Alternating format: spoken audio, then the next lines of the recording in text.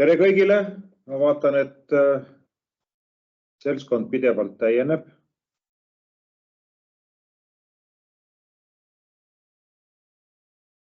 Korra veel. Tere.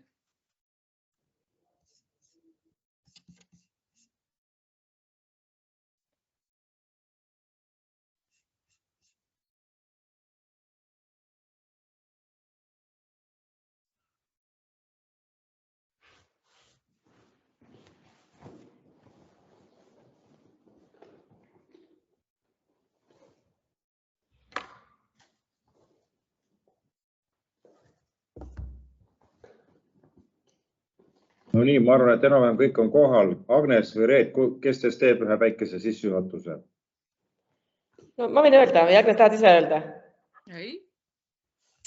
Ma ütlen siis üle lihtsalt veel kord selle, mis tegelikult sai juba kirja ka, kutsekirja, et me jätkame nüüd siis selle kevadel 2 koolitusega. Need on sellised jätkukoolitused sügisel toimunud koolitustele. Räägime üle, saame küsida, kuuleme, kuidas kellelgi läheb. Ja kui kõik läheb väga hästi konkreetsetes muuseumides, siis edu korral on võimalik siis maikuus juba saada ka tunnistusi. Aga ei juhtu ka midagi, kui võtab rohkem aega, sest tegelikult eesmärk on ikkagi mitte tunnistus, vaid et viia läbi oma muuseumis neid muutusi. Ja selles mõttes võimalus on edaspidi samuti lahti.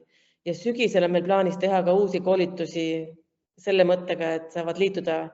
No praegu saavad küll ka kõik liituda, aga et me mõtleme siis rohkem ka nendele muuseumidele sügise koolitustel, kes alustavad võib-olla otsast peale. Aga praegu nüüd see koolituse järgmine kordame sügisel räägitud asju. Järgmine koolitus on 3. aprillil. Harri, ma küsin üle, kas sulle see aeg jäi paika? Nagu tavaliselt 3 korda üle bukitud, aga tänase päeva jooksul paneme paika selle päeva. Et plaan oli jah see kuupäev, mis ma ütlesin, aga selle me siis täpsustame selle kuupäeva, nii et oodake siis täpsemat infot. Aga nüüd on minu poolt kõik, et ärme rohkem sissejuhatuse peale aega raiska, et läheme kohe asja juurde. Harri, sõna sul. Väga hea, ja. Tere veel kõigile minu poolt. Minu nimi on siis Harri Moora ja mul on siin teisel pool Kertu, kes on minu kolleeg ja esindab ka Eesti Keskkonnajuhtimisassotsiatsiooni. Aikom Eestiga on meil nüüd loodud väga mõnus võrgustik, muuseumide võrgustik, kes on siis võtnud sihiks rohelise muuseumisüsteemi rakendamise. Nii mõnedki teist nüüd meie eelmise aasta koolitustel on osalenud, ma näen. Muidugi ma ei ole veel 100% kindel, aga ma ei ole päris, kõik võib-olla ei ole, eks ju, selles mõttes. Ja tegelikult koolitused, me käisime selle rohelise muuseumi süsteemi põhivaldkondasid pidi üle, aga tegelikult on juba selge, et siin neid teemad oleks vaja uuesti natukene üle käia, üle korrata. Täna ja ka siis järgmine koolitus ongi meil mõeldud pigem sellise praktilisena, eks me proovime nii palju kui võimalik teie küsimustele vastata, ehk siis neid nii-öelda lahti olevaid küsimusi alates sellest, et kuidas siis ikkagi seda protsessi ühes muuseumis vedama hakata, kust võiks alustada ja me mitmete teie käest juba tegelikult oleme saanud ka terve rea juba niisuguseid küsimusi, mida me oleme siin slaididel juba ka natukene püüdnud avada ja teile vastuseid anda, aga tegelikult on mõte jah see, et te kõik täna, kes te kuulate, siis aktiivselt oma küsimused ka ära esitaksite. Aga kui nüüd keegi selle vastu ei ole, siis ma võib-olla esimese raksuga hakkan siit algusest uuesti minema. Ehk siis käiksin üle veel kord selle tausta ja mis asi see rohelise muuseumisüsteem on. Mitte muidugi see ei tähenda seda, et ma räägin järjekordselt 2-3 tundi, vaid hästi põgusalt. Ja ma võtan ette siis need mõned küsimused, mida juba eelnevalt oleme teie käest saanud ja vastan nendele küsimustele ka jooksvalt ära. Ja siis ma väga loodan, et te kõik hakkate ohtralt siis oma küsimusi esitama. Küsimusi võib esitada ükstapuha, mille kohta, ikkagi muidugi rohelise muuseumi raamistikus, aga kuidas kõik niisugused praktilised küsimused, spetsiifilisemad küsimused ja nii edasi. Ja lihtsalt meeletuletuseks veel nii palju, et siis rohelise muuseumi süsteem on meil üles ehitatud niiviisi, et selle aluseks on kontrollküsimustik. Ja see kontrollküsimustik ongi siis selline põhiline töövahend, mis siis esitades teemavaldkondade kaupa teatud küsimused, siis nendele küsimustele vastates ühelt poolt siis muuseum saab aru, mis on need, iga küsimuse taga on nagu selline kriteerium, mis nõue, mis peaks olema siis või siis mingisugune protsess või protseduur või mingisugune muu selline keskkonnategevuse element, et see peaks olema siis teil muuseumis rakendatud, et te siis sellise rohelise muuseumi tunnistuse saaksite. Ja see küsimustik on üles ehitatud selliselt nagu teie enda kontrollküsimustik. Te saate ise selle aluseks võtta ja siit neid teemavaldkondasid pidi hakata neid küsimusi nii-öelda vastama enda jaoks. Ja nii palju siis veel meeletuletuseks, et selle rohelise muuseumi süsteemi kontrollküsimustik on kättesaadav Eesti Keskkonnajuhtimise Assotsiatsiooni kodulehel. Kui kellelgi veel seda ei ole, siis sealt selle kätte saab. Ja nii nagu ma ütlesin, see on siis selline põhiline töödokument, millega toimetada. Aga mitte ainult, sest et need küsimused annavad sihid ja suunad, mis siis peaks olema rakendatud. Aga tegelikult ma käin siis kohe põgusalt veel kord üle, et kuidas siis seda nii-öelda rohelise muuseumi süsteemi rakendamist praktiliselt võiks muuseumis teha. Ja lihtsalt veel meeletuletuseks, et neid valdkondasid on meil siis terve rida, et esimene, mis on seotud siis juhtimise ja töötamise kaasamisega, on siis selline klassikalised teemad alates eestvedamisest, siis kindlasti keskkonna või siis jätkusuutlikkuse põhimõtete püstitamine, keskkonnategevuse planeerimine, keskkonnategevuse hindamine ja seiramine, töötajate kaasamine. Et need on nagu need sellised, kuidas me ütleme, sellised organisatoorsed või juhtimisega seotud tegevused ja elemendid, mis siis igas muuseumis peaks olema rakendatud ja mis siis loovad nagu sellise juhtimise, keskkonnajuhtimise aluse. Kogu see mõte on ju selline, et me ju ei teeks neid keskkonnategevusi projektipõhiselt muuseumites. Ta on varasemalt kippunud niiviisi olema, et keegi entusiast on mõelnud, et oi, me peame hakkama nüüd jäätmete liigiti kogumist siin sisse viima muuseumis ja seda meil ei ole, mis jamas on, kõigil teistel on, mis pagana rohepööret me teeme, kui me jäätmeid ka liigiti ei kogu. Aga see oleks siis nagu sellise ühe teemaga tegelemine, aga oluline on see, et organisatsioonil oleks nii-öelda paika pandud sihid, mingisugused põhimõtted, üldisemalt need peaksid olema kõigile selgeks tehtud, laiemalt levitatud, oleks olemas kokku lepitud, kes siis seda asja eest veab ja siis terve rida selliseid pehmeid juhtimise elemente alates sellest, et hinnata, kui hästi või halvasti me keskkonnategevusi läbi viime, alates elektritarbimisest ja lõpetades jäätmete liigiti kogumisega.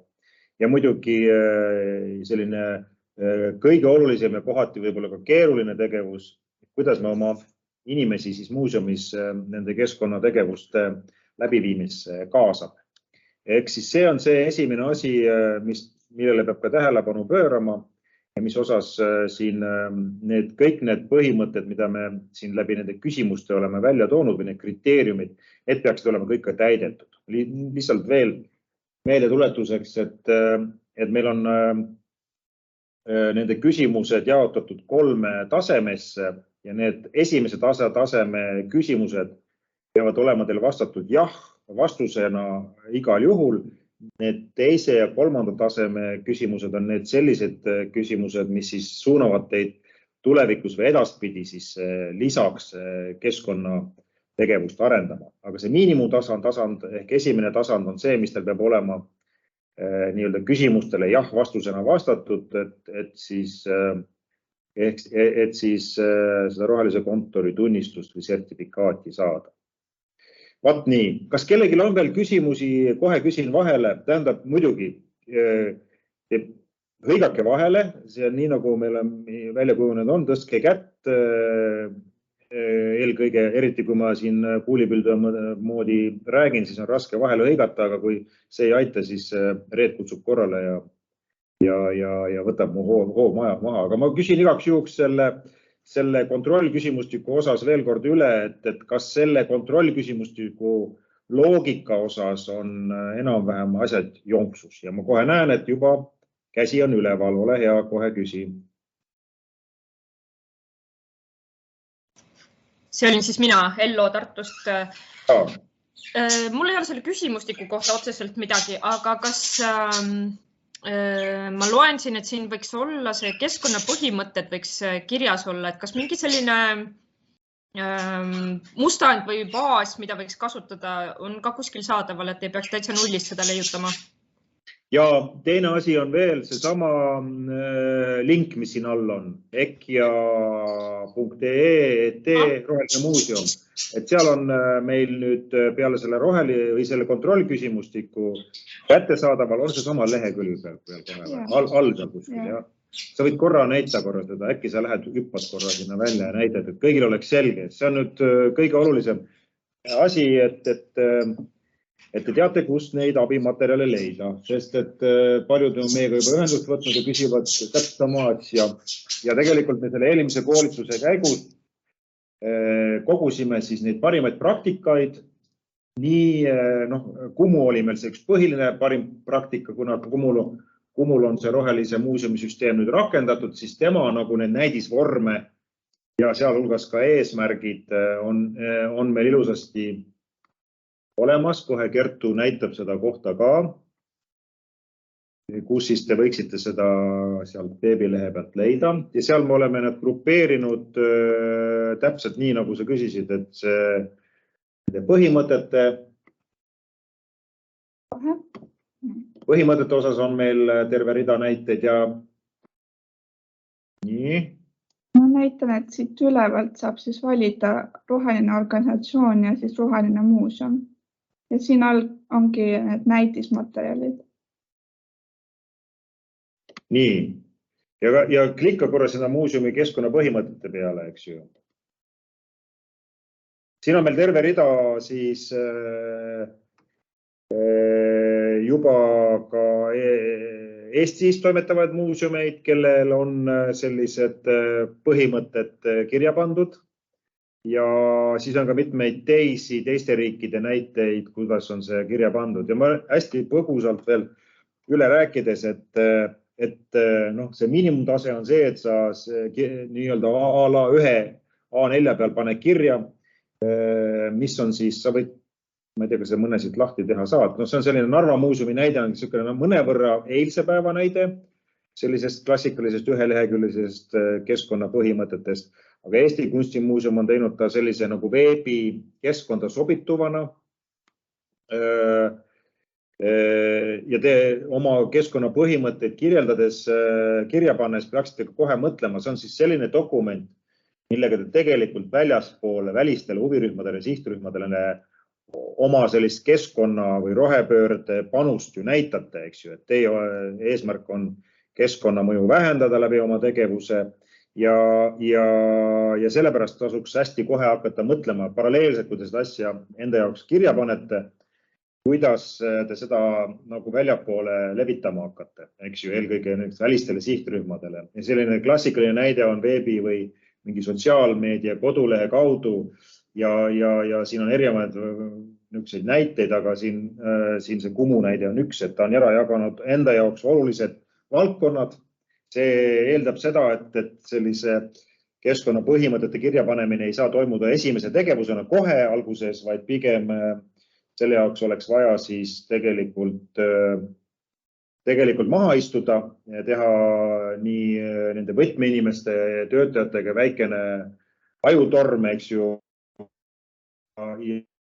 ja selgitada siis need nii-öelda laiemad keskkonna jätkusuutlikkuse eesmärgi valdkonnad, et mis on siis selle teie muuseumi jaoks oluline, eks ju, siin on välja toodud Kumu puhul jätkusuutlik töökultuur, kogukond ja sotsiaalne vastutus, keskkonnamõju vähendamine üldisemalt, nad panid siis keskkonnamõju vähendamise nagu kokku, aga kui te lähete vaatate seal linkide all nende teiste, eriti nende välismaiste muuseumite puhul, siis nemad on seal väga selgesti välja toonud ka eraldi valdkonna näiteks kliimamõju vähendamise, mis on tänasel päeval hästi populaarne teema, eriti suuremate muuseumite puhul rahvusvaheliselt. Aga nüüd ma pean otsima endale ühe laadija, muidu ma suren kohe ära. Kas meil on kuskil üldse? Mul ongi selline tunne, et äkki sa otsid ühe laadija, muidu ma suren kohe ära. Muidu me peame minema Kertu, aga mul on see väikse otsaga. Ja. No võt. Et need on siis siin on terve rida näiteid ja paralleelselt võiksite siis mõelda, eks ju, kuidas te seda välja toote ja välistele huvirühmadele pakute. Kas see vastus oli nüüd piisav? Agnes tõstis ka käe, oli või? Minu jaoks oli vastus piisav, aitäh. No, tahtsin Ellole veel öelda, et iseenesest see, mida eeldab Harri või siis üksus, mida nimetame koondnimetusega Harri, on see, et kui nende poole pöörduda, et siis on asutus teinud endale selle keskkonna põhimõtted, on tehtud see näituste juhend ja töötaja meelespea. Ja siis tegevusplaan, et mida siis tegelikult, mis valdkonnas tegema hakatakse. Ja, ma tulen selle juurde ka kohe, kui Kertu mu nüüd ära päästab, sest et võib-olla mul on loetud sekundid ainult teiega siin olla. Ma loodan väga. Kardan, et ta ei leia seda juhet, nii et ma pean hüppama tema arvutisse vist kohe. Ma panin chatti need sügisese koolituse kõik lingid või selle lingi, mis sinna viib, mida Reet on ilusti koondanud, et seal on näha ka veel rohkem materjale ja ka videod, mis sai võetud seal samal ajal linti. Jaa. Ma unustasin selle öelda, et ICOM-i kodulehel on siis ka kõik need eelmiste koolituste salvestised. Et tegelikult need ma ka soojalt soovitame, võtke salvestised ette, seal on meil täpselt nii, need teemad hästi pikalt veel omakorda lahti räägitud. Aga hüppame siis tagasi nende slaidide juurde, et ma siis hästi kiiresti puristan siis need sammud ka veel üle, et kuidas seda protsessi muuseumis võiks alustada. Nii, järgmine slaid.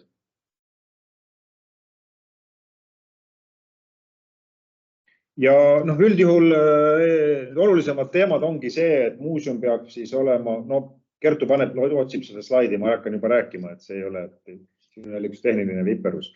Aga esimene asi on see, et muuseum peab enda jaoks juhtkonna tasandil, eks ju, muuseumi juht eelkõige peab olema ikkagi väga selgesti veendunud, et rohelise muuseumi süsteemi tuleb rakendada. See ei saa olla selline altpoolt tulev initsiatiiv, keegi kuskil salaja nurgas rakendab rohelise muuseumi süsteemi.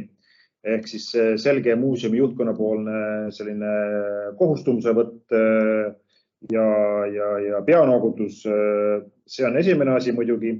Ja tegelikult lõppkokkuvõttes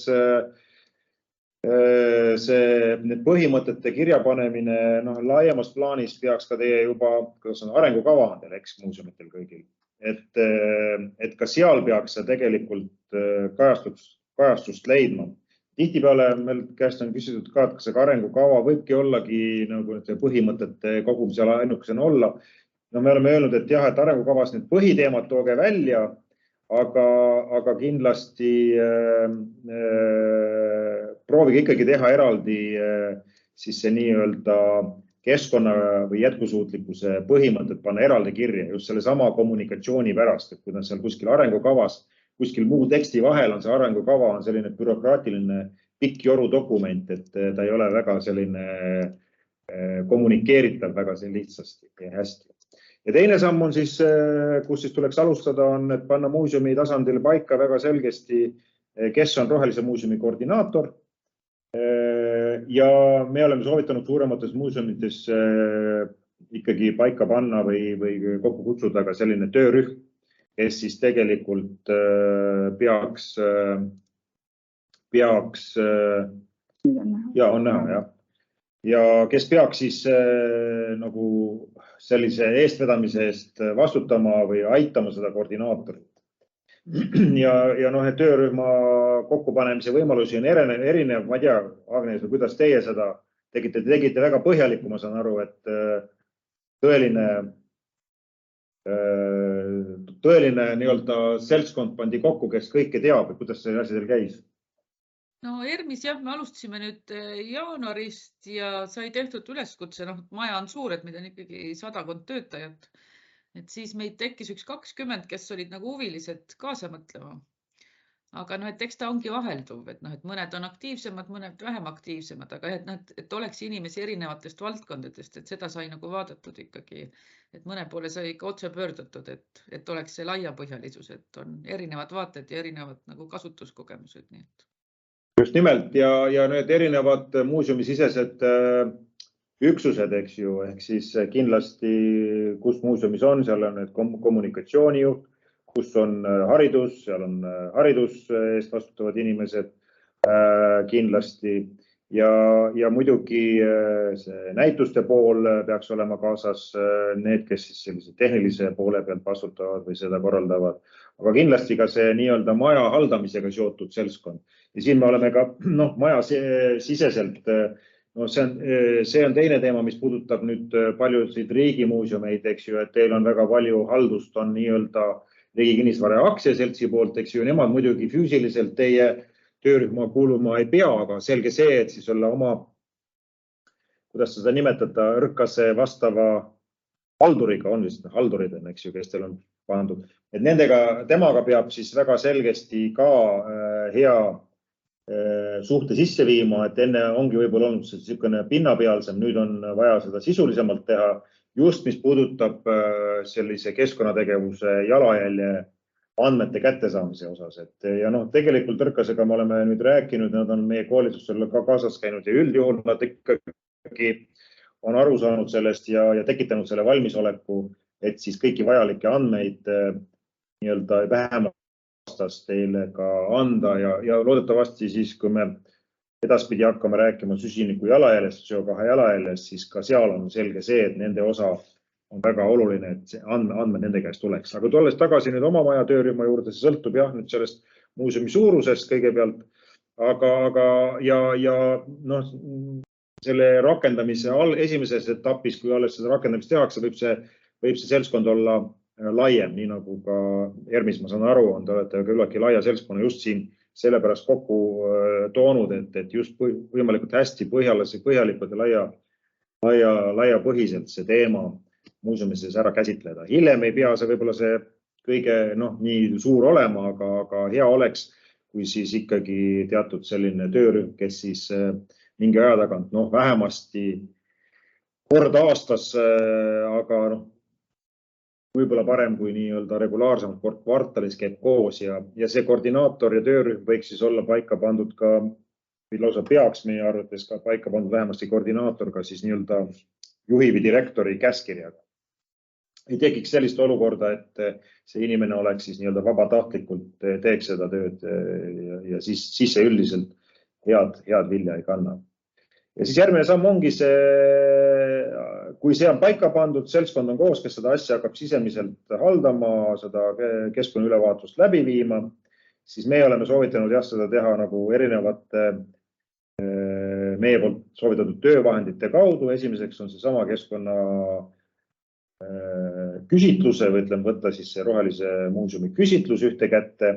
Aga me oleme ka siin soovitanud, et kui te ei ole veel läbi viinud või see sõltub nüüd ajast ka, eks ju, kord aastas tavaliselt ikkagi või mingi aastate jooksul muuseumides viiakse läbi töötajate küsitlusi, need võivad olla erinevatel suunitlustega tehtud seal alates töötervishoiust, ohutusest ja muude asjadeni. Me siis väga soovitame, et ikkagi siis ka kui te nüüd eraldi ei taha just sellised keskkonna jätkusuutlikkuse küsitlust läbi viia laiemalt oma töötajate seas, siis vähemasti see järgmine korraline suurem töötajate küsitlus sinna lisada ka need küsimused juurde.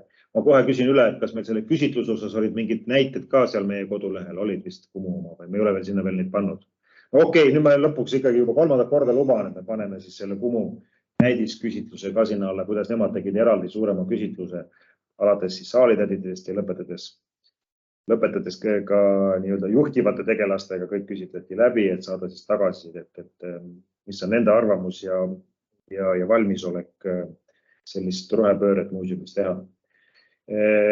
Siis me oleme soovitanud teha ka selliseid vähemasti korra siin protsessi alguses teha väike ringkäik muuseumi hoones ja võib-olla ka territooriumil ja seda me nimetame ökokaardistamiseks, et tegelikult füüsiliselt käia kõik kohad läbi, mis on asjakohased, alates siis katlamajast või sooja tarbimise poole pealt. Teine asi siis kõik see jäätmete liigiti kogumise kontrollimine, kui teil on seal mingisugused söögikohad, igasugused muud alltöövõtjad, kes toimetavad teie territooriumil, ja vaadata ka nende tegevus läbi, et teha üks selline nii-öelda keskkonnaaudit ja käia ja vaadata oma territooriumi hoone läbi sellise keskkonnaprisma kõik üle.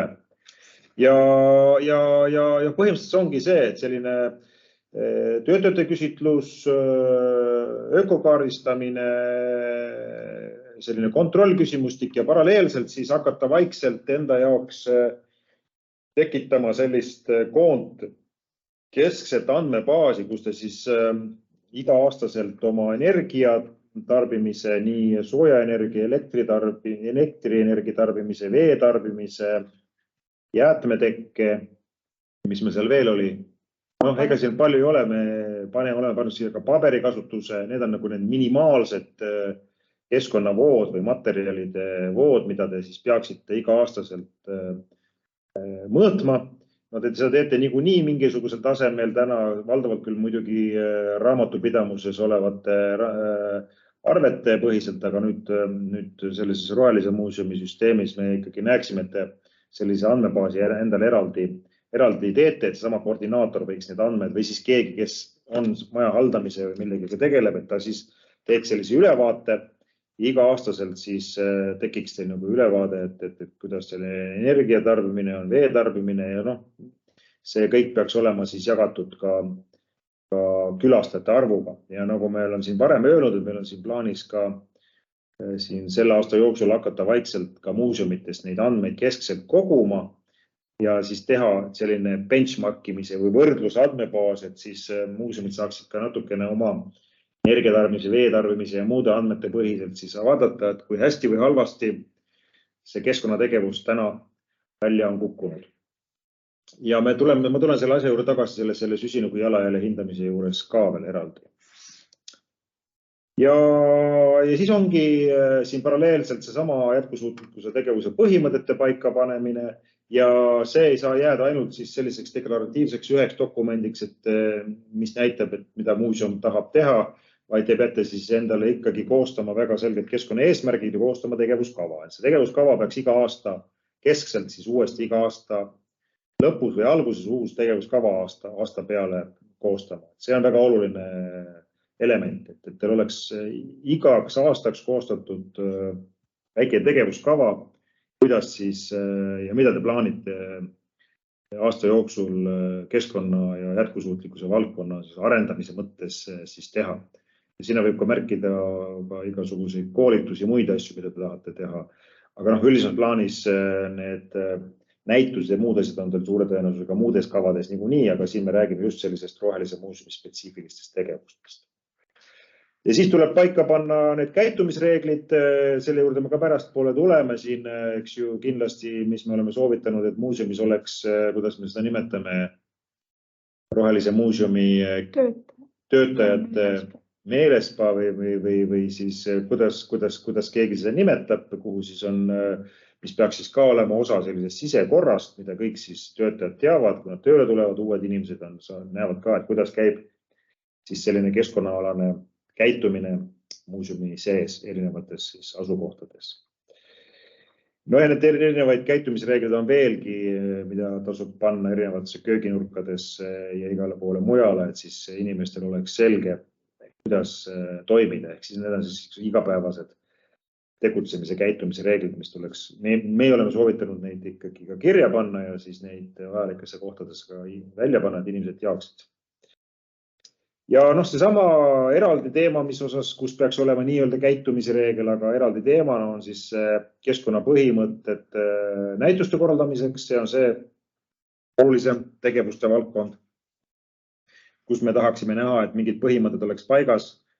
Ja seda saab teha natuke nii üldisemalt kui ka täpsemalt. Ma tean, et siin Kumu ja mitmed teised muuseumid on plaaninud siin neid keskkonnapõhimõtteid näituste korraldamiseks väga detailselt paika panna, alates siis seal materjali kasutusest kuni ma tean, et Kumu tahab siin välja töötada ka lausa süsiniku jalajälge näitustegevusega seotud süsiniku jalajälje hindamist teha eraldi, et seda saaks siis suuremate rahvusvaheliste näituste puhul eraldi hinnata, kui palju siis seda süsinikku õhku paisatakse.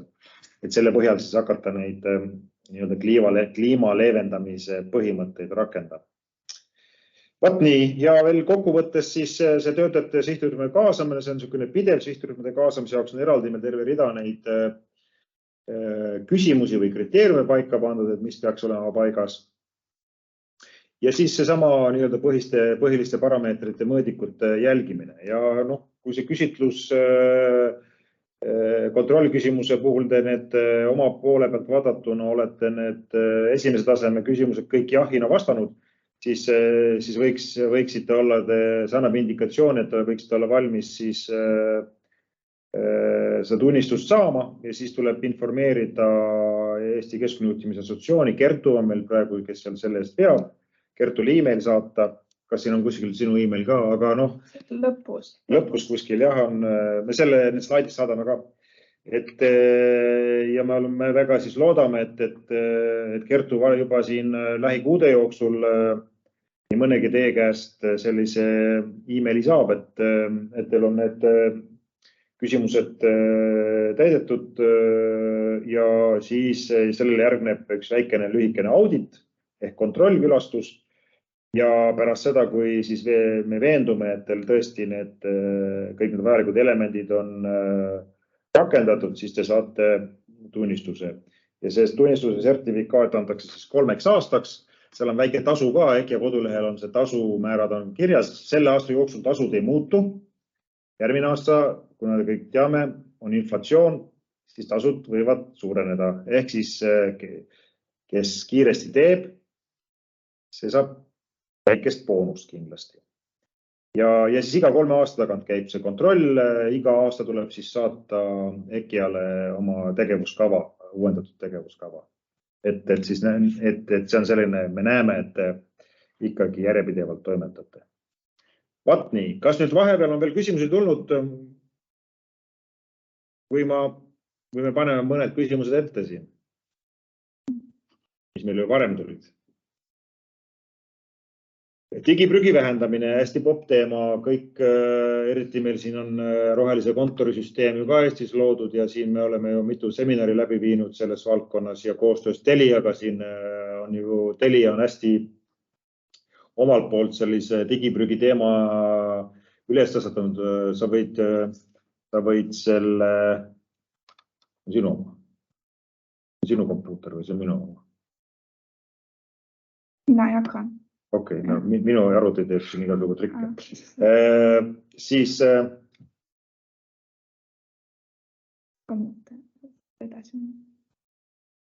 väga loodan, et mul ikkagi nüüd arvuti kokku ei jookse.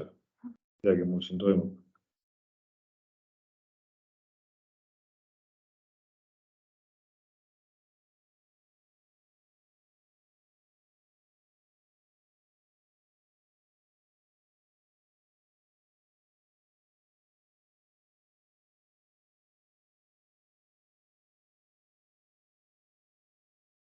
Nüüd ei kuule vist.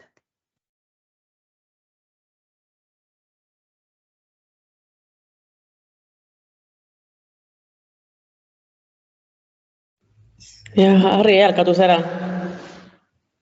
No vot, see ongi see ikkagi... Nüüd kuuleb. Ma olen nüüd, õnneks on Kertu, ma olen Kertu arvuti taga, aga pole lugu. Me läheme edasi selle asjaga Kertu arvuti kaudu. Okay. Et kus ma nüüd siin vahele peatun näin? Digiprügi. Digiprügi. Väga hea. Digiprügiga seoses siis selle teema osas me oleme teinud nüüd eraldi väikese juhise ka. Siin oli üks küsimus ka, et kas on mingid näiteid või juhiseid. Kindlasti see sama Telia kodulehel on hästi palju sellist taustainformatsiooni, kui keegi tunneb huvi selle asja kohta. Aga me tegime sellise lihtsa digiprügi vältimise vähendamise juhise, mida me siis hea meelega oleme ka valmis teiega jagama. Nii et võib-olla selle võiks ka panna sinna EKIA kodulehele näitena, et leiate sealt selle ka, kui keegi tahab võtta.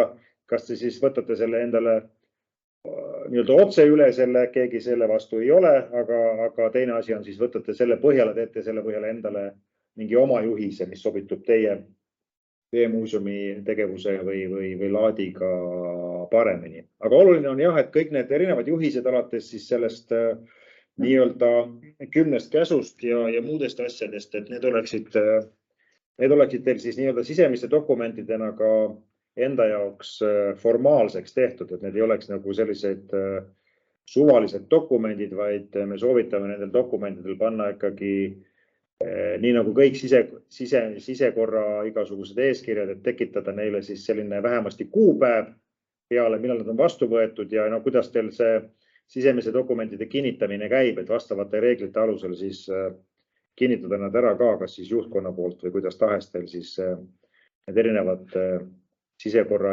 eeskirjad ja muud juhised ja protseduurid, korrad, kuidas te need siis seal muuseumis omal see kinnitamine käib selle reegli alusel.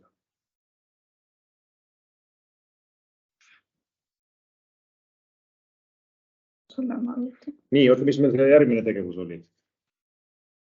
Kas seal digipürgi osas oli ka küsimusi?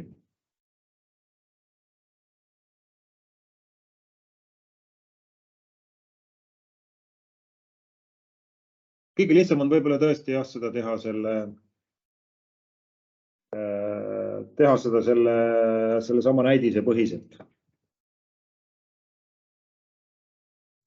Ja, mina just saatsin selle küsimuse, sest meil tekkiski selline oma diskussioon just teemal, et mis siis tegelikult loeb ja mis ei loe.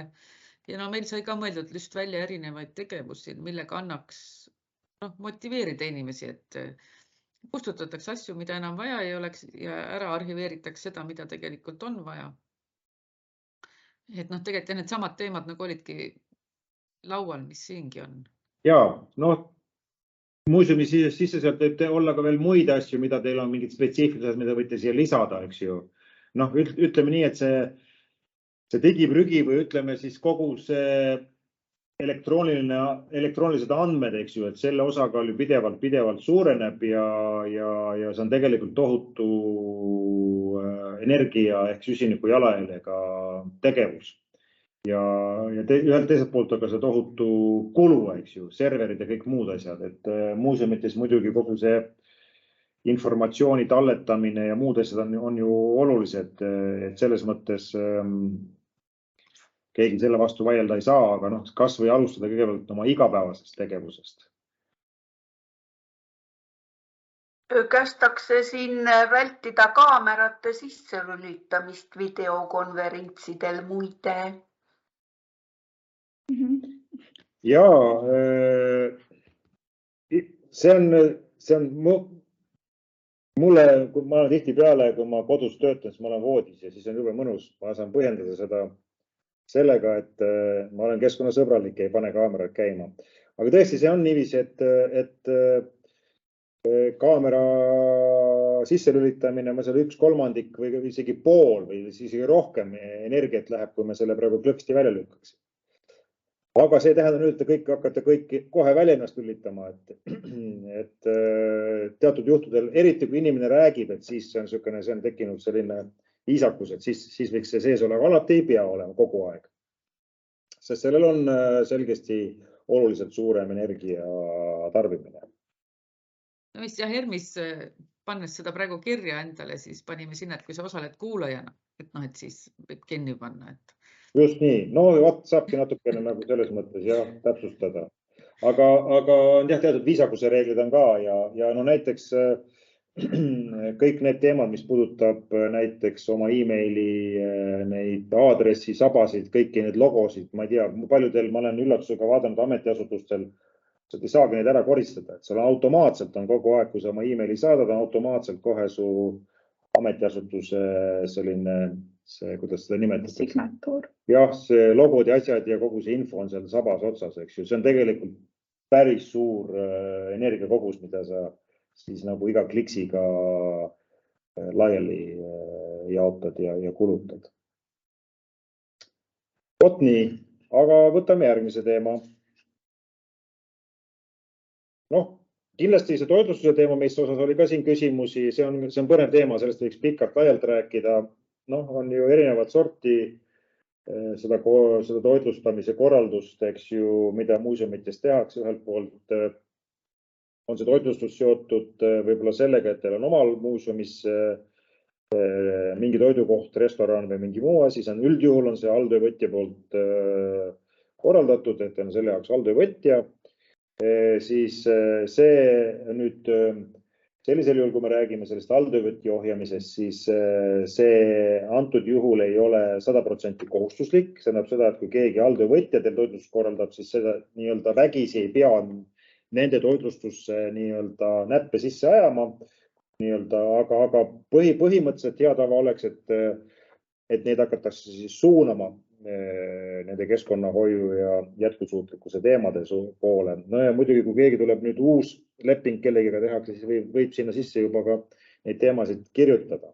Ja teine toitlustamine on siis see, ma ei tea, kui palju teil muuseumites tavaks on, muidugi me just tegime siin rohelise kontori raames, siin oleme külastanud selliseid edevaid kontoreid, kus tööandja poputab töötajaid tohutute laaridega, igasuguste toitudega. Ühes advokaadibüroos käisime sisse, läksime, siis oli niisugune tohutu kaus, kus oli banaanid, apelsinid ja kõiksugu muu kribu-krabu pidevalt väljas. Ehk siis selline, kui muuseum siis oma töötajatele mingit toitu pakub või näkse, eks ju, alates muidugi esimene asi, pudelivett ei tohiks olla, nagu ma räägin, ka toidu alla kuulub. Aga igasugused küpsised, niksid, näksid, midagi ikkagi teil seal ju, ma kujutan ette, on. Ehk siis vaadake need ka üle sellise pilguga, et need ei peaks olema niisugused, nende tähtaeg on selline, et 5 aastat säilivad ja niisugused surnud Saksa šokolaadiküpsised, et need ei pruugi olla võib-olla kõige tervislikumad. Ehk siis need võtmesõnad, kolmas toitlustamine on siis, kui need üritused teil korraldatakse, eks ju. Ja vaat see ürituste korraldamise teema on ka üks nendest teemavaldkondadest, mis meil on seal nende kontrollküsimustikus ka, et ohjata neid tegelasi, kes tulevad teie muuseumisse või teie territooriumile mingisuguseid üritusi korraldama, ka neid peaks tegelikult hakkama ohjama. Ehk siis see on teatud märksõnad, on see muidugi see mahetoidu teema ja taimne toit, eks ju. Et pigem viimasel ajal see mahetoidu teema võib-olla muuseumites nii asjakohane ei ole, pigem on see taimse toidu teema, sest see on nüüd muutunud ka oluliseks sellepärast, et mis tahes toitude, kellele te pakute, lihtsalt taimse ja vegan toidu tarbijaid on lihtsalt nii palju viimasel ajal, et sa pead seda tahes või tahtmata arvesse võtma ja sul peaks seal valikutes neid olema.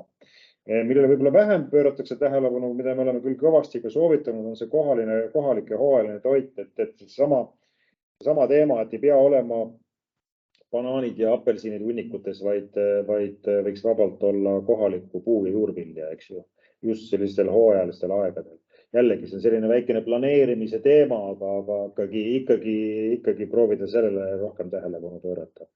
Eriti populaarne nüüd viimasel ajal, kui me räägime kohvist ja teest, on siis see fair trade ehk siis sotsiaalselt vastutustundlik kaubandusmärgis, vastav on siin üleval olemas. Ta tänasel on vist nõksa võib-olla on kallim siiski veel, aga ei pruugi olla. Ei pruugi enam viimasel ajal olla. Et see on niisugune hea, eriti roheliste kontorite puhul on see väga laialt nüüd levinud, et kohvi, mida ju kontorites ja kindlasti ka muuseumis palju tarbitakse, et see siis nii-öelda fair trade'i peale minna selle peale. Need on nagu need põhilised teemad, mille ümber see toitlustuse asi käib, aga tihtipeale selle toitlustamise puhul võib-olla niisugune lihtne ja oluline teema on see ühekorra pakendite toidunõude kasutamisele vältimine. Et ma kujutan ette, et minge vaadake, mis teie toitlustajal, kui teil on muuseumis oma toitlustaja, minge vaadake, millega ta toitu kaasa pakib, eks ju. See võib olla jubedaid asju siiamaani. Keelanud tänapäeval need te olete valgest, mitte te olete penoplast, aga ütle mulle vahtplastist, jah, vahtplastist karbid näiteks, laialiselt ikkagi levinud ja nii edasi. See on selline asi kindlasti, mis võiks olla kaduda lähiajal, eks seda enam, et siin on väga selgesti õigusliku poole pealt regulatsioon tulemas. Aga kindlasti, kui me räägime teil oma maja sees toidunõudest, siis ikkagi korduskasutus, eks ju, et see on nagu esimene rusikareegel, igasugune ühekorra topsid ja muude asi võiks olla eilne päev. Kas tohib korraks küsida? Jah. just.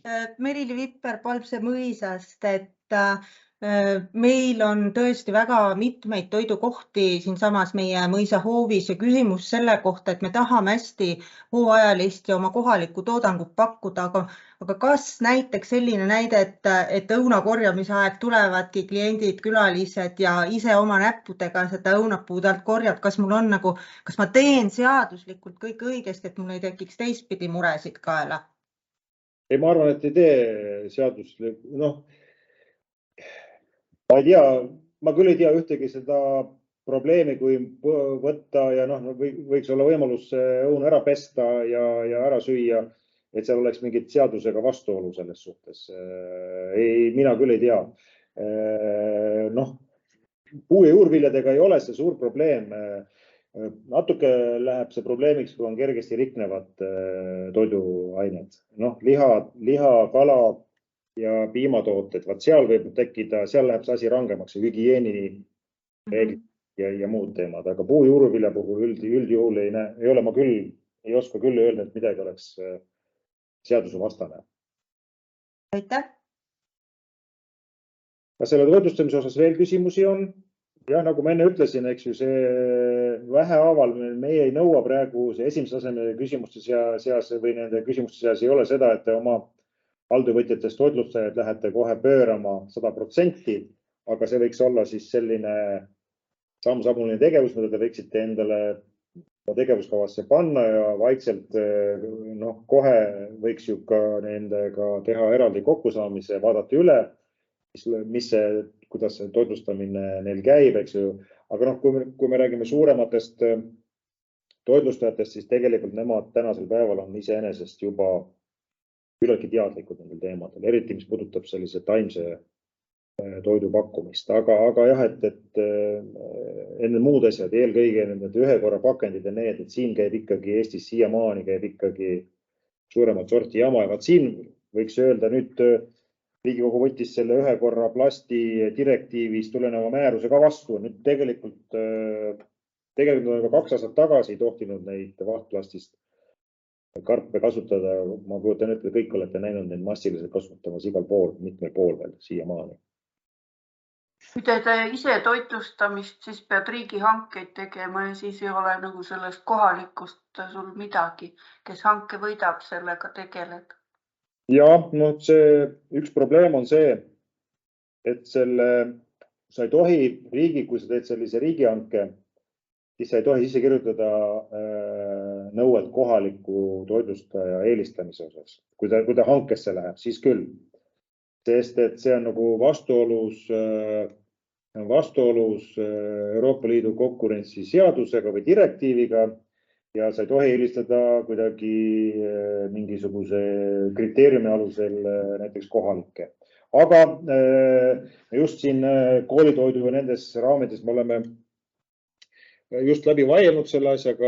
Rahandusministeeriumi juristid lõpuks ütlesid, et sobib küll. Tartu linn on nüüd oma koolihangetesse sisse kirjutanud. Nemad kirjutavad selle kilometraaži nõude puu- ja juurviljadele ja muudele asjadele. Sina, mul ei oska öelda, oli see 150 kilomeetrit. Vist oli 150 kilomeetrit. Ja nad ei nimeta seda kohaliku eelistamiseks, vaid nad ütlevad, et me tahame saada lühikese tarneahelaga, me tahame saada kliimasõbralikku toodet. Ehk siis see ongi see vahe, kuidas siis on võimalik täna hankesse panna, et sa ei nimeta seda kohaliku eelistamiseks, vaid sa põhjendad seda, ütled, et see 150 kilomeetrit raadiuses peab see kartul või porgand või mingi muu saadus tulema ja põhjendad seda asja kliimamõju vähendamisega. See on täiesti košer tänasel päeval Euroopa Liidus sellisel puhul seda nii-öelda hankida. See vajab natuke nagu nende oskust neid kriteeriume selle toiduaine puhul sisse kirjutada. Aga seda on võimalik nüüd sellisel puhul teha. No vot, et see toitlustuse teema on selline, sellest võiks rääkida tunde, põnev teema ja küllaltki keerukas, aga jah, üks rohkem emotsioone tekitav inimesed väga isiklikult võtavad ja tänasel päeval kogu see toitlustamissüsteem, eriti kui teil on nüüd välisturistid on majas, eriti kui teil näiteks tulevad Soomest inimesed, no siis te peate peale selle nii-öelda mahetaimse ja muude asjadega väga selgesti kõik muud allergiad ja muud asjad arvesse võtma ja need, kes toimetavad siin Tallinna piirkonnas, seal on, nemad on enam-vähem aru saanud ja teavad, mis need nõuded kõik on, et see on päris suur peavalu. Okei, kas meil oli veel mingi küsimusi? Süsiniku jalajälg, see on jah midagi sellist, kus kõik räägivad sellest. Suur kisakära, mürakära käib, aga mina jah olen seda ka muuseumite puhul öelnud, et me võiksime hakata süsiniku jalajälgi hindama, aga meil ei ole veel praegu ühte head arvutusmudelit. Ma vaatan Reeda ja siin, ma ei tea, me pidime saatma ühe kirjelduse, kuidas me teeme, me proovime siis siin lähema poole aasta jooksul või suudame kiiremini teha. No ma tean, jällegi Kumu pöördus meie poole jällegi selles küsimuses ja kõik kangesti tahaksid sellise lihtsa jalajälje hindamise arvutusmudelit saada. Tegelikult see ei ole väga keeruline, aga võtab natukene aega ja ressursse, et see koostada. Ja põhimõte on selline, et siis sinna saaks need põhilised tegevused sisse panna, et kõik energiaandmed ja muud asjad ja nende põhjal saaks lihtsalt sellise teie hoone süsiniku jalajälje miinimumtasemes hinnata. Aga Agnes tõstis käe vahepeal. Tegelikult ma just nagu mõtlesingi küsida, et meil ka juttu oli just oma majas pidevalt nagu sellistest mõõdetavatest asjadest, et mida annab ise, mis annaks nagu mingisuguse mõõdetava tulemuse. Et üks ongi elektrikulud ja tarbimised. Aga et kui me seda esimest rohelise muuseumi järku taotleme, et kas me seal ei pea veel välja mõõtma? Seal ei ole, see on teise tasandi küsimuseks meil pandud praegu. Just selle sama asja pärast, et kui me siin aasta aega seda tagasi tegime, siis ei olnud ka veel isegi üleriikliku andmebaasi nende eriheitetegurite osas. Need eriheitetegurid on need, millega siis need erinevad energia tarbimise, kütuse tarbimise ja nii edasi andmed tuleb läbi korrutada, et seda süsiniku jalajälge saada. Tänaseks päevaks me nüüd valmis, me siin ministeeriumi tellimusel koostasime siin eelmisel aastal eraldi juhendmaterjali ja sellise üle-eestilise arvutusmudeli süsiniku jalajälje hindamiseks. Põhimõtteliselt te saaksite selle põhjal hakata oma süsiniku jalajälge hindama, et siin on ka mul ära toodud see link siia. Aga see on selline, et seal on vaja vähemasti sellist matemaatika ja võib-olla kuna ministeerium tahtis, et me teeksime universaalse, mis sobiks kõikidele organisatsioonidele Eestis, siis me tegime ta nii keeruka lõppkokkuvõttes, et suurem osa pehmemaid organisatsioone, kes on läinud seda näppima, seda arvutusmudelit, kui nüüd teie seas ei ole kedagi niisugust friiki, kellel meeldib Exceli arvutusmudelite põhiselt mängimine, siis ta on natuke keeruline. Mõtlesime, et teeme selle põhjal sellise lihtsama asja, kust juba suur osa neid hoonega seotud, ehk siis elektrienergia tarbimine, soojuse ja see jäätmekogus, paberi ja vee, te kirjutate need aastakogused sinna sisse, et automaatselt selle süsiniku jalajälg lüüakse tavaliselt nagu 3 erinevatesse mõjualadesse või valdkonda. Et te selle 1 ja 2 selles osas lööb automaatselt selle kohe kokku ja see oleks selline minimaalne tasand, mida kõik muuseumid võiksid siin, lähiperspektiivis hakata enda jaoks hindama, sest see põhimõtteliselt põhineb nendele olulistele keskkonnaindikaatoritele või mõõdikutele, mida te niikuinii peaksite rohelise muuseumi raames koguma. Nüüd see keerulisem teema on seotud see mõjuala 3 valdkonnaga, kus on see teie tarbimine, tööle koju liikumine ja kõik muud sisseostetud teenused. Seal on nüüd see asi natukene keerulisem. Põhimõtteliselt täna see üks küsimus oli, et kuidas ma saaksin seda, oli vist tööle koju liikumine autoga. Näiteks see vastus on seal olemas selles mudelis, mis on Keskkonnaministeeriumi kodulehel lehekülg, mis me koostasime. See on kõik seal olemas. Seal on kõik olemas, kuidas bussiga tööle tulijaid ja kõik. Aga mõte oli see, et me teeme natukene lihtsamaks ja teeme täna nagu lihtsamini näritavamaks muuseumitele. See oli see mõte.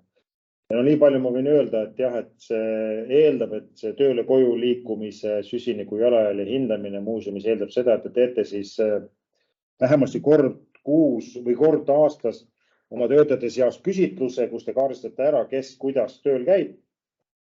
ja siis need erinevad transpordivormid alates oma autost ja lõpetades võib-olla jala kõndimisega, kõik, mis seal on, siis on vaja need kilometraažid kokku lüüa inimesed, palju need ja siis selle läbi korrutada vastava eriheite teguri. See on küllaltki keeruline niiviisi seletada seda, aga kes tahab, minge vaadake seal Keskkonnaministeeriumi kodulehel, tegelikult seal on mudel olemas, millega te täna kõik saaksite oma süsiniku jalajälje ära hinnata, aga ta on natukene massiivne praegu, ütlen nii pehmelt öeldes massiivne. Ja ma loodan, et nüüd siin Agnes Reet ja me oleme siin rääkinud ka, et me ikkagi siin lähikuude jooksul äkki saame midagi lihtsamat teha.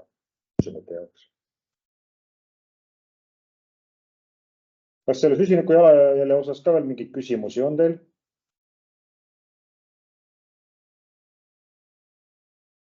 Ega me vist rohkem nüüd eelnevalt küsimusi ei olnud, eks ju, oli? Agnes vist küsis või neil oli ka teemaks süsinikuheite kompenseerimine. Ärme sellest veel üldse praegu mõtle. Hakkame kõigepealt jalajälge arvutama. Kui meil see on arvutatud, siis hakkame kompenseerimisest rääkima. Sobib? Selge, jah. Kui nüüd kompenseerimist ka veel rääkima hakata, siis tänasel päeval siiski, võib-olla ongi hea seda teha, võtta see teema üles üks aasta aja pärast. Nimelt Euroopa Liit on nüüd, Euroopa Komisjon on otsustanud ise oma standardid ja reeglistikku luua selle kompenseerimise jaoks, sest praegu käib siin niisugune rohepesu, et hoia ja keela.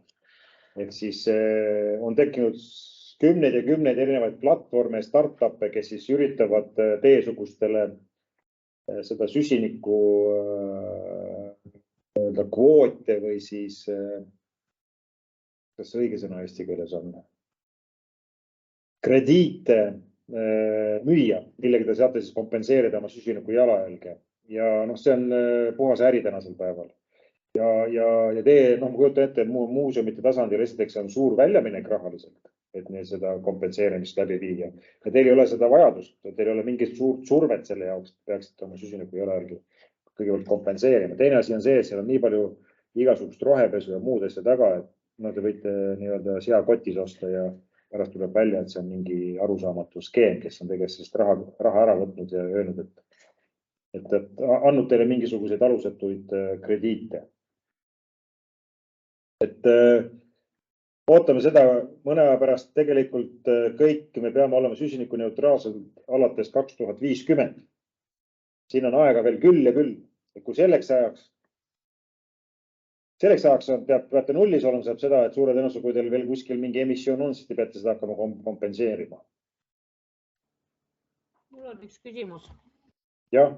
Et niisugune natukene võib-olla konflikti tekitab, aga kuidas mõelda seda Eesti süsiniku jalajälge, mis siin küll võib-olla vastu võetud, et meie energia tootmine, see fossiilsele ei sobi, aga tuumaenergia paistab nüüd ikka minevat, et kas see 50-ndaks see suhtumine muutub või ta hakkabki nüüd niimoodi olema, et tuumajälg on pigem nagu positiivsem või hakkab tunduma, et nii tuleb? Kuidas teile seal tuleb? Tuumaelekter on tänasel päeval selgesti süsinikuneutraalne elektriallikas. Ta on mitte millegi muu neutraalne ja väga pikaajaliselt mitte neutraalne. Kõikidel tegevustel, sealhulgas ka tuuleenergial on väga oluline muu keskkonnajalajälg taga, aga see ongi see probleem, et me neid teemasid käsitleme väga nagu ühe keskkonnamõju keskselt ja tänasel päeval on tõesti nii, et kõige suurem probleem keskkonnamõju mõistes on see kliimamuutused, kliima soojenemine ja kui me vaatame kitsalt kliima soojenemise keskselt, siis tõesti on nii, ja see võib arvata, et tulevikus tegelikult tulemuseks on ikkagi tuumaenergia renessanss. Jah, tundub küll, aga võib-olla kõik ei arva nii, kes on nagu rohkem rohelised ju. Oleneb, kust vaatevinklist ju vaadata ja kuidas seda nagu paika panna, orgu või Euroopa Liidu tasemele midagi. Kui meie toodetav energia on sellest, me oleme üsna vähesed, kes sellisel moel on tootnud. Et kas siin ei ole see meie kahjuks kogu aeg? See asi, miks meie peame mujalt sisse võtma? Keegi seda erandeid ei tehta, et kõigile antakse ühe lauaga selles mõttes, et et mis tahes fossiilne elektri tootmine, sellel võib arvata, et sellel vähemasti Euroopas sellel pikka pidu ei ole. Ja siin keegi mingid erandid tegema ei hakka Eestile. Nojah, eks see paistab rikkusastmest mingil hetkel enne 50. Jah, aga siin ma arvan, et siin 10 aasta perspektiivis on see süsiniku mahukas energiatootmine niikuinii turult väljas, sest et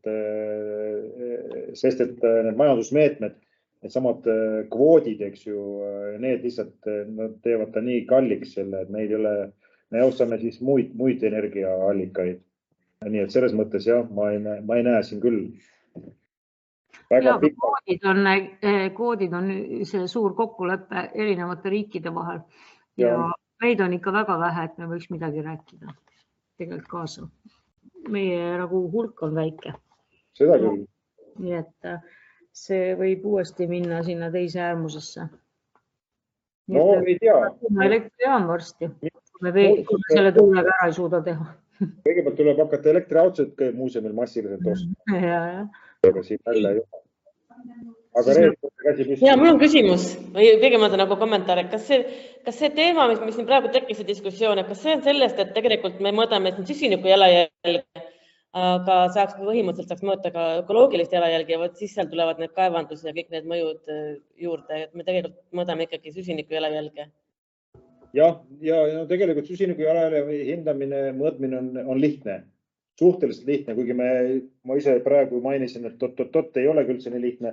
Tegelikult on see nendes erinevates keskkonnamõju kategooriates kõige lihtsamini mõõdetav valdkond. Ja tänasel päeval on ta lihtsalt selles mõttes, et kuna see kliimapoliitika on nii oluline riikides, Euroopa Komisjonis ja ka liikmesriikides, me juba ju näeme ära tegelikult, kuhu poole siis Euroopa Liit suundub ja sealt ka siis liikmesriigid. Ma enam kui kindel, et kõik ministeeriumid valdkondlikult, me ju tegelikult meeldetuletuseks, see oli vist eelmise aasta lõpus, eks ju, kui presenteeriti Kultuuriministeeriumi allasutuste või asutuste või kultuuriasutuste keskkonnajalajälje tööd, eks ju. Mina ka eeldasin, et äkki see keskkonnajalajälg on natukene laiem seal, aga see oli ainult süsiniku jalajälg. Ehk siis Riigikantselei, kes seda asja juhib ja veab, on väga selgelt tõmmanud keskkonnajalajäljele võrdusmärgi süsiniku jalajäljega.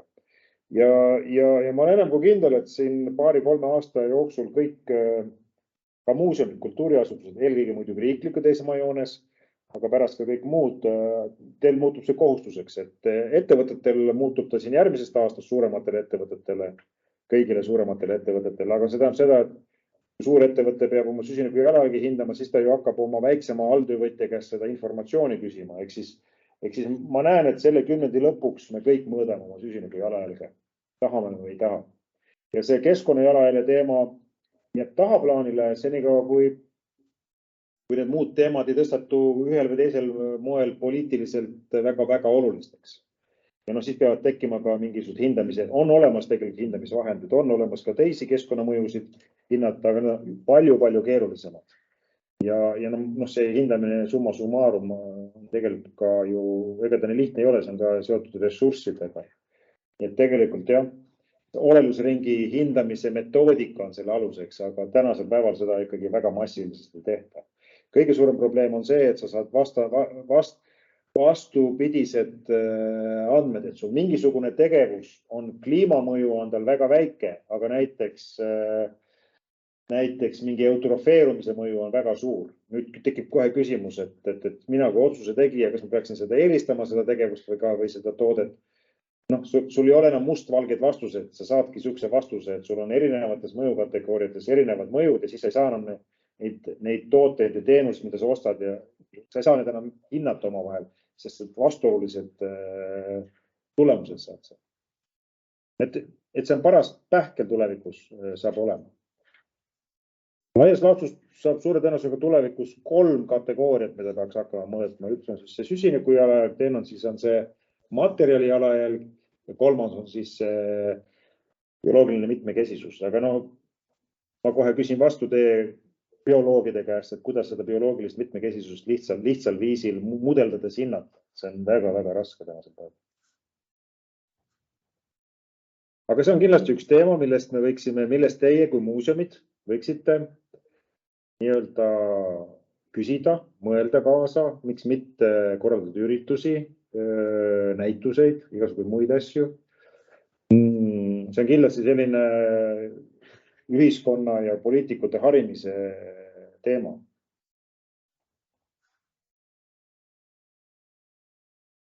Tartu Loodusmuuseum kindlasti, seal on geoloogid ka, mina olen ka hinges ju, ma olen ka alghariduselt geoloog. Ma olen väga murelik, kui ma mõtlen kõikide nende elektriautode peale. Selle ressursi, just selle mineraalse ja metallressursiga, mis sinna sisse peaks minema.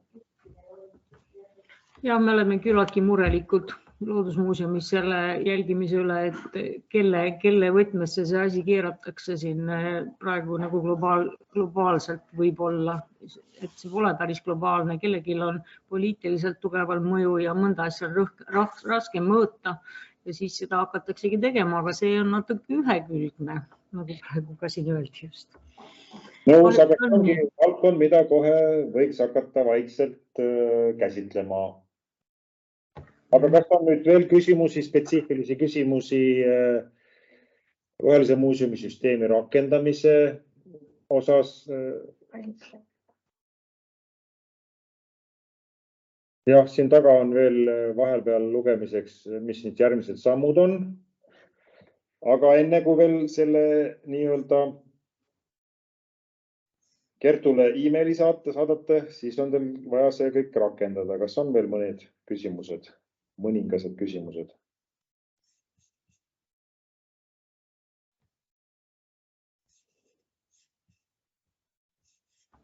Mul on veel küsimus, et kui tugevalt seda energia tootmist ja mõni konkreetselt ei ole nendesse näitajatesse suundunud, aga kui on nagu selline linn nagu Tartu linn suur ja suhteliselt, kui täpselt seda hinnatakse, et kus see meie see energia siis tuleb, kas seal on puiduküte või tuumaenergia või vee või mingisugune muu, et kuidas täpselt seda suudetakse hinnata selles praeguses protsessis või see on üldisem?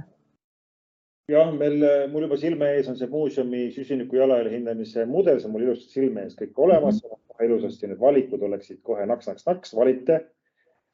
Millist elektrit te kasutate, seal on vaja lihtsalt valikut teha. Laias laastus meil ongi ju kahte tüüpi elektrienergiat, mida me kõik tarbime. Meil on see, kui me ostame nüüd roheenergiat, see eeldab seda, et meil peab olema vastav leping. Ja siin võib juhtuda, et tulevikus riigi muuseumitel läheb õnneks. Me viimane kord vähemasti kuulsime, et Riigi Kinnisvara Aktsiaselts on teinud ühe suure hanke, kus ta tahab osta vähempakkumise tegi ja ta võib juhtuda, et nii, et riigiasutused teatud osa neist vähemasti mingisugust koguses hakkavadki kasutama taastuvelektrit ehk võivad kohe märkida oma elektritarbimise taha süsiniku jalajäljeks 0. Eks arvutusmudel näiteks selle tulemuse.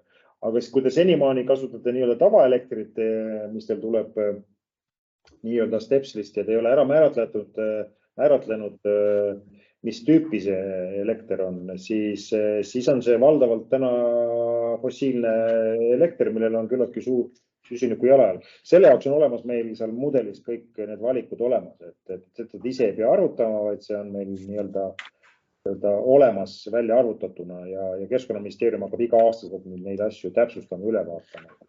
Aga soojatootmise puhul on ka, eks peate siis täpselt hindama, millisest katlamajast see soe tuleb. ERM teab täpselt, millisest katlamajast teie soe tuleb, eks ju, ja sealt selle soojatootja käest tuleb siis küsida vastavad andmed. Meil on praegu kokkulepe, kuidas need on, et kaugkütte, ma ei tea, mis assotsiatsiooniga, et siis nad on kõikide oma liikmetel, suurtel soojatootjatel peab siis tekkima. Neil on täna ka juba kohustus tegelikult arve peale kirjutada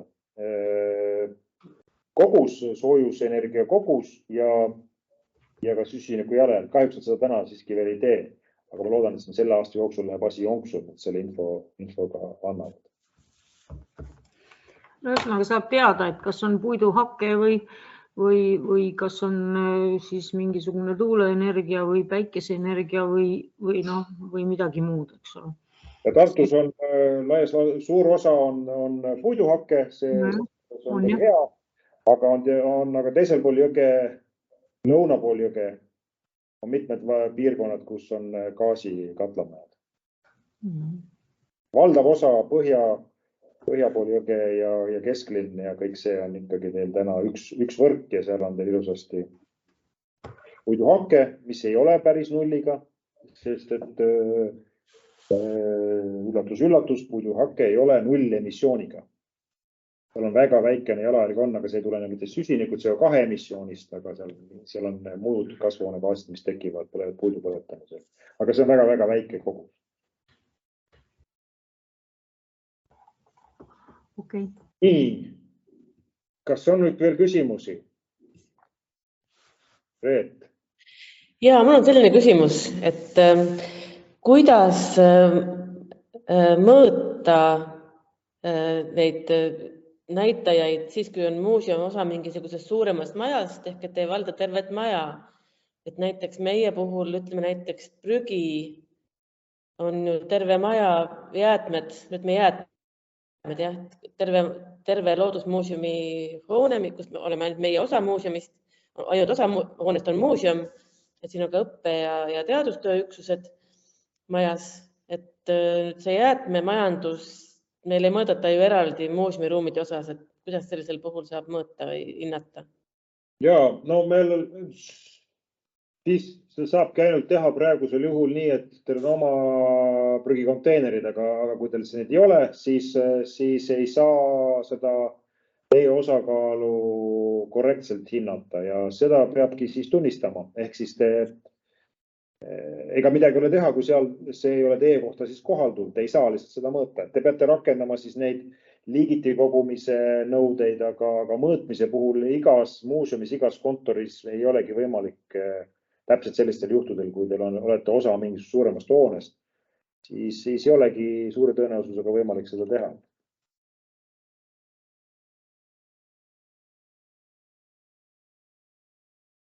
Ja nii tulebki seda võtta.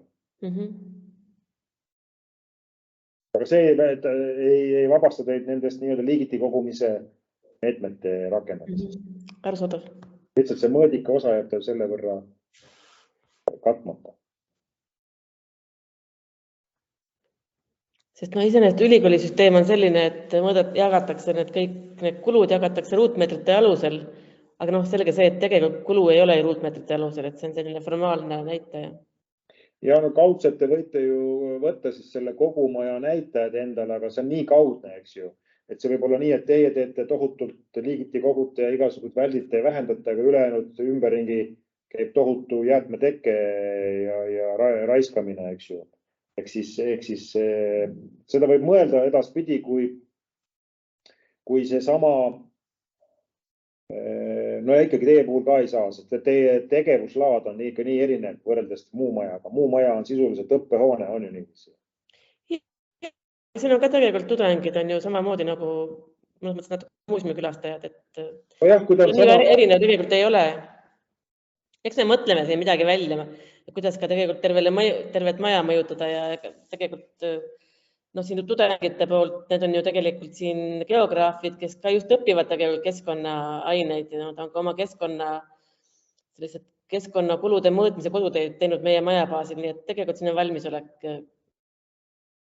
Ja, kui kasutage tudengid ära, las nad teevad eraldi mingi analüüsikavala metoodikaga, kus nad saavad võrdlevat jäätmeteket mingi ajaperioodi jooksul teie poolt tulnud jäätmete puhul ja teise maja poolt ja kui ta on väga sarnane need kogused, näiteks teha mingi kuuaegne mingi mõõtmine, pannagi eraldi prügikastid ja vaadata ja siis nemad jagavad selle tudengite kohta ära, kes külastanud selle aja jooksul, teie jagate selle koguse oma külastajate kohta. Ühesõnaga, see oleks ideaalne väikene õppetöö osa. Just. Tasuta tööjõud on olemas, andku meelde. Mõtleme. Nii, kuidas on tunne? Kas ma vaatan nüüd kõik ehmasid Ma võin veel küsida, et kui te kui nüüd tavaliselt hakkavad asutused taotlema, mis need tavalised möödapanekud on või mida peaks kindlasti silmas pidama, millele te kõige rohkem peate vastama tavaliselt? Ega väga palju mööda ei panda, väga vähe on olnud neid asju. Hüppa korra tagasi üks slaid sinna taha, mida me tahame nagu ennem, et saadaksite, enne kui me koha peale tulema, on siis see täidetud kontrollküsimustik, eks ju, kus peaks olema siis loogiliselt need jahid seal taga ja need kommentaarid ka, eks ju, et kui ei ole, seal võivad olla mõned asjad võivad olla täpselt, et teile ei kohaldu, eks ju, täpselt nii nagu Reet siin välja tõi, kui see ei kohaldu, siis seal taga peab olema kommentaarina välja toodud, eks ju. Ja miks ta ei kohaldu? Paljudel juhtudel kõik ei pruugi üldse kohalduda teie jaoks. Siis peab kindlasti olema koostatud ja vastu võetud keskkonna või jätkusuutlikkuse põhimõtete kogum meile saadetud enne ja siis selle aasta tegevuskava. Kui te nüüd siin, ma soovitan teil kõigil see tegevuskava selle aasta jaoks juba praegu ära teha, isegi kui te plaanite rakendada siin aasta keskel alles või ütleme selle tunnistuse saada. Et see on üks esimesi asju, mis te tehke selleks aastaks ära. Võib öelda, et veel ikkagi aasta on alguses ja pange sinna tegevuskavasse ka need tegevused, mis teil on alles vaja näiteks nende teatud kriteeriumite täitmiseks, mis ei ole veel kohal, mis osas teil võib-olla täidetud ei ole. Te võite vabalt selle rakendamise protsessi osaliselt sinna oma tegevuskavasse tegevustesse panna. Ja siis on meil need keskkonnamõõdikud. Selles suhtes ikkagi vist mingi Exceli peame teile saatma, on vist niiviisi. Meil on see varasem, kas meil see varasem Exceli asi on olemas? Et selle võiksite teha siis nagu sellise eelmise aasta kohta ja see ei ole mõtet selle aasta kohta teha, kui nüüd juhuslikult ei ole seal aasta lõpus teil see asi valmis. Et te nagu lööte eelmise aasta mõõdikud kokku, vaadata, mis see veekasutusenergia, elektrienergia, soojusenergia, jäätmetekke just täpselt selle sama reservatsiooniga, et kas seda üldse võimalik on hinnata või ei ole. Ja me oleme selle paberi kasutuse toonud, kuigi see ripneb siin natukene sellises mitte väga asjakohaselt üleval, aga me teisi materjale ei ole praegu nagu selles mõttes kohustuslikust teinud, kuna need on nii erinevatel muuseumitel ja selle nagu eraldi iga-aastane nende voogude mõõtmine meie arvates praegu ei ole nagu mõistlik. Ja kui need olete meil ära saatnud informatsiooniga, et olete valmis, siis me lepime kokku kuupäeva tulema, me oleme üpris kiired ja paindlikud praegu. Nii et kui nüüd juba ilus oleks ju, kui nüüd teist keegi ikkagi võtab endale kohustuseks siin paari järgmise kuu jooksul see ära rakendada. Siin on üks, kas siin maikuus on mingi üritus ka tulemas, oli? Muuseumipäeval, jah, siis muuseumipäeva konverents on keskkonnateemal. Ideaalne, kui me saaksime juba muuseumipäeva konverentsil teile tunnistuse seda ilusasti pidulikult üle anda. See saaksite au ja kuulsust ja positiivset tähelepanu. Aga ma ei tea, kas ma nüüd vastasin su küsimusele, mul läks su küsimus meelest ära. Mul oli just, et mis need levinumad nagu möödapanekud on? Ja need levinumad möödapanekud on üldjuhul on need väiksed detailikesed, mis võivad tulla siin. Mõni asi on nagu, võib-olla ei ole nagu väga head tunnistust, kas asi on tehtud või tegemata, eriti niisugune väiksemate muuseumite puhul ma kujutan ette, et seal ei olegi kõike ei ole vaja kirja panna, eks ju. Aga kui me vaatame rohkem nagu sellist, mis meil siin oli, siin Kumu näitel ja muudel näidetel oli.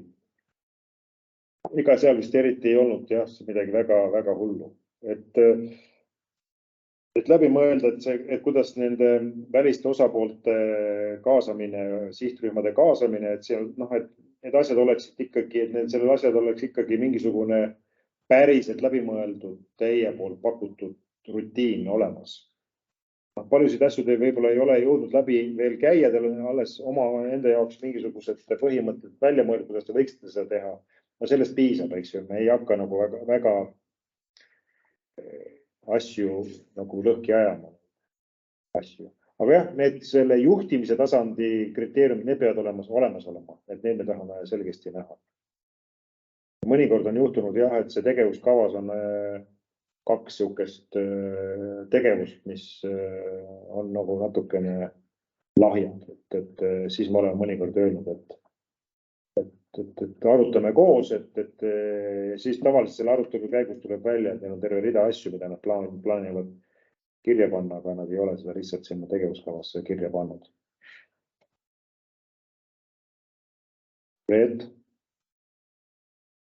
Vabandust, mul on selline küsimus, et see keskkonna põhimõtted, jätkusuutlikkuse põhimõtted selle punkti kohta, et keskkonna jätkusuutlikkus ei ole tegelikult ju sünonüümid, eks ole ju, jätkusuutlikkus on laiem, seal on ka see sotsiaalsed osad ja kõik.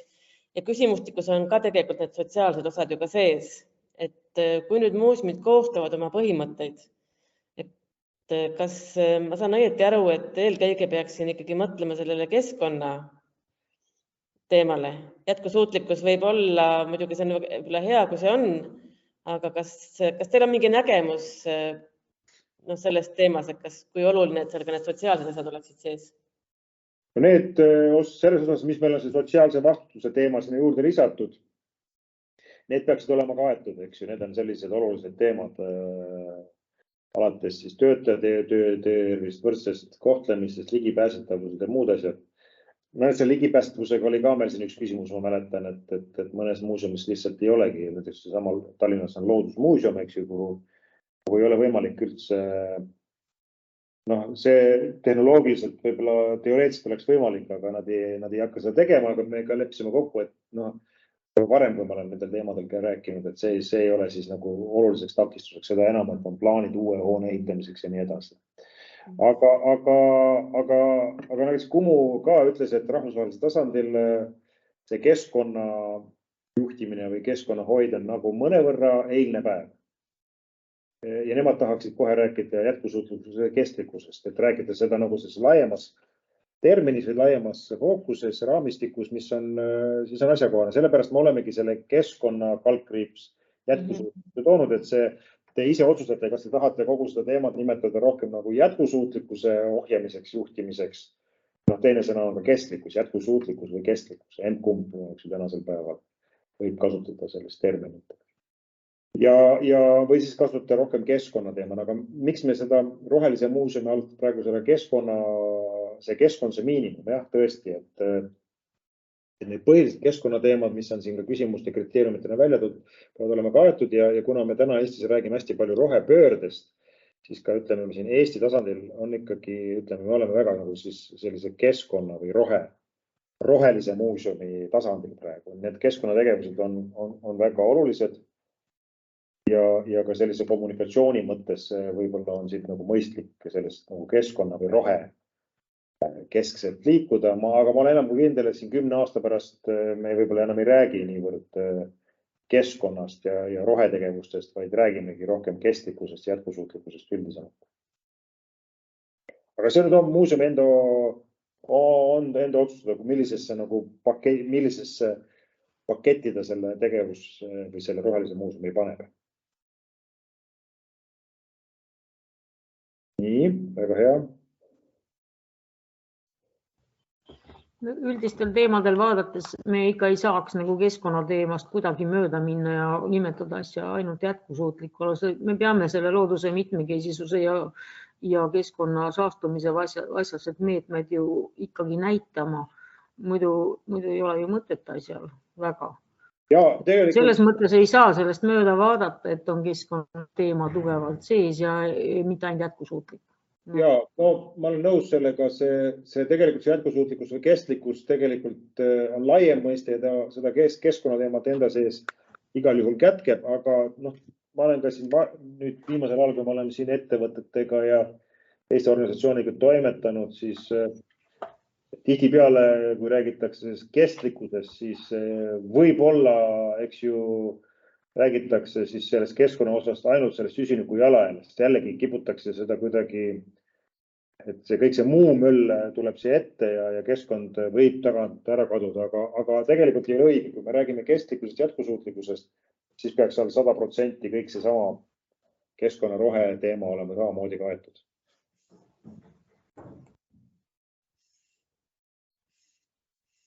Nii. Kuidas on lood? Kuidas ma vaatan veel kord, kuidas te seltskond on püsinud enam-vähem, kuulatab vaikselt. Me muidugi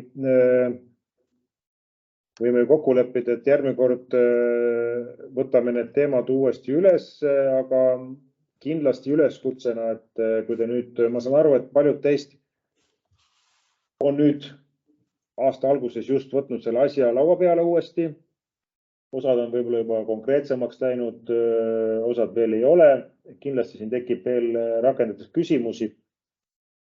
Et saatke meile või õigemini Reet või Agnes kui emmale kummale, eks ju, neid jooksvalt neid küsimusi. Me koguksime neid järgmiseks ürituseks ja koolituseks samamoodi nagu praegu. Mida rohkem te enne ette saadate, seda lihtsam on pärast need vastuseid anda. Nii et ja võib vabalt mis tahes detailsusega, aga kõige detailsemad ja praktilisemad mis tahes küsimused, saatke kõik. Ja siis me tekitame järgmisel koolitusel, proovime grupeerida, kui vaja on ja saame teile kõigile vastused anda. Et see on kõige võib-olla selline efektiivsem moodus teile jooksvalt seda nõu anda selle rakendamise protsessi käigus.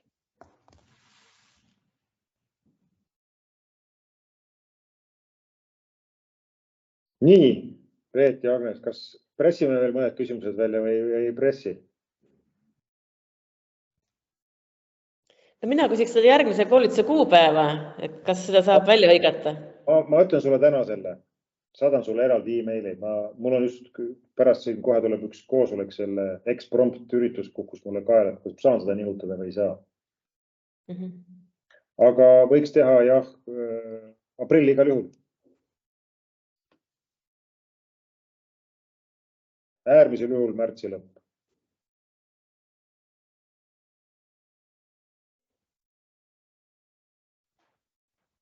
No ma ei tea, kui nüüd rohkem praegu küsimusi ei ole, et kas me siis täna võtame jutul on ka kokkuleppeliselt siis niiviisi, et te kõik ilusasti alustate rakendamist, kõikide nende samade sammude võtmist, mida ma siin alguses rääkisin. Ja kohe, kui tekib mingi küsimus või muu asi, saatke Reedale. Oli see Reet sinul, kellele või Agnesele, emmale kummale? Võib küll mulle saata. Te koondate kokku need küsimused ja vahendate meile, siis me saame teha jälle väikese ettevalmistuse. Ja võib-olla järgmine kord, kui teil tuleb mingisugused spetsiifilised asju, me saame siis kokku leppida ka teha seda nagu rohkem niiviisi kogemuste vahetusena, et siis teil on võib-olla rõõmsam kuulata kui lihtsalt minu teoreetilist seletust. Aga see eeldab, et jah, küsimused tulevad varem meil. Aga selge, ma ei tea, kas vaatan jälle Reet ja Agnes teie poole, et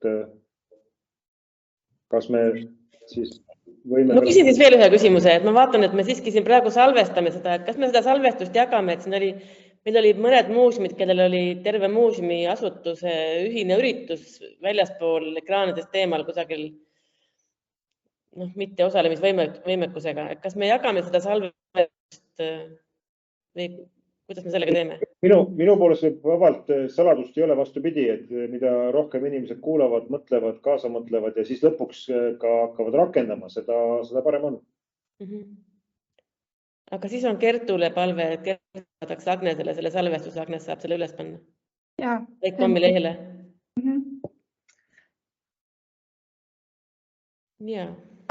Selge, aga siis tundub, et tänaseks on piisav ja siis kas märtsi lõpp või aprilli algus täpsustame selle kohe lähipäevade jooksul selle kuupäeva ära ja siis ma saan aru, et maikuus suurel üritusel Kertul on juba tunnistuse alused kõik laua peal virnas ja ta hea meelega hakkaks kirjutama sinna neid muuseumite nimesid.